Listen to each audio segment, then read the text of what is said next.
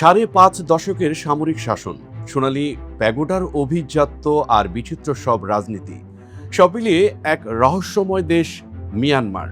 আমাদের প্রতিবেশী এই রাষ্ট্রটি একসময় দক্ষিণ পূর্ব এশিয়ার অন্যতম সমৃদ্ধ দেশ হলেও সময়ের আবর্তে আজ তা নানা সংকটে জর্জরিত। তবে মুদ্রার অন্য পিঠে মিয়ানমারে এমন কিছু জীবনযাত্রা আর সংস্কৃতি রয়েছে যা শুনলে আপনি চমকে উঠবেন। মিয়ানমারের সেই অজানা জানা দিনগুলো নিয়েই আমাদের আজকের বিশেষ প্রতিবেদন।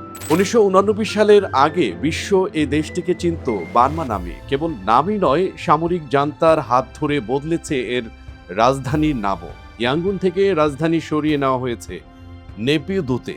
১৮৯০ সালে ব্রিটিশ ভারতের অন্তর্ভুক্ত থাকলেও ১৯৩৭ সালে আলাদা হয় বার্মা, আর পূর্ণ স্বাধীনতা পায় ১৯৪৮ সালে। তবে স্বাধীনতার দীর্ঘ সময় দেশটি কাটিয়েছে সেনা শাসনের ছায়াতলে। দেশটির ৮৭% মানুষ বৌদ্ধ ধর্মে বিশ্বাসী হলেও সেখানে প্রায় ৪.৫% মুসলিম জনগোষ্ঠীর বসবাস, যাদের একটি বড় অংশ রোহিঙ্গা নামে পরিচিত এবং নিজ দেশে চরম নির্যাতনের শিকার।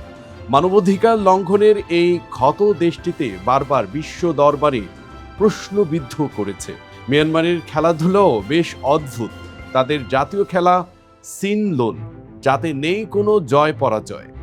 ৬ জন খেলোয়াড় মিলে কেবল একটি বেতের বলকে শূন্যে রাখার কসরত করেন।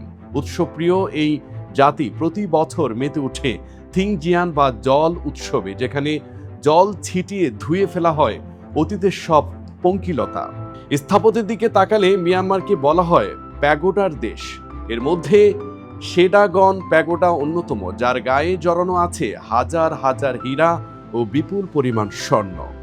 কিন্তু অদ্ভুত সব সংস্কার এখনো আঁকড়ে আছে মিয়ানমারের মানুষকে, যেখানে কোনো ক্ষুদ্র জাতিগোষ্ঠীর পুরুষরা সামাজিক নিরাপত্তার দোহাই দিয়ে এখনো তাদের স্ত্রীদের মুখে ট্যাটু এঁকে কিংবা গলায় ভারী ধাতব রিং পরিয়ে কুৎসিত করার প্রথা মেনে চলেন। এমনকি গর্ভবতী নারীদের জন্য মরিচ বা কলা খাওয়ানো সেখানে নিষিদ্ধ। সৌন্দর্য চর্চায় মিয়ানমারের নারী পুরুষের আদি পছন্দ থানাকা নামক গাছের ছাল থেকে তৈরি পেস্ট। রোদ থেকে সুরক্ষা আর ত্বকের উজ্জ্বলতা বাড়াতে এটি তাদের হাজার বছরের ঐতিহ্য। তথ্য প্রযুক্তির এ যুগেও দেশটিতে ইন্টারনেট ও মোবাইলের উপর রয়েছে কড়া নজরদারি।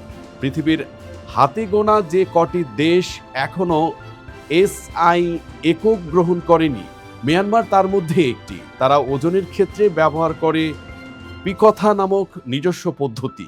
আরও একটি মজার বিষয় হলো, সেখানে রেস্তোরাঁয় ওয়েটারকে ডাকতে হলে কিস করার মতো শব্দ করে দৃষ্টি আকর্ষণ করতে হয়।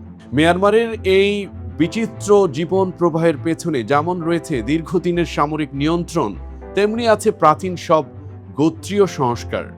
একদিকে সোনার পেগোডার ঝিলিক, অন্যদিকে গণতন্ত্রের জন্য দীর্ঘ লড়াই। সব মিলিয়ে মিয়ানমার আজও বিশ্বের কাছে এক অমীমাংসিত রহস্য।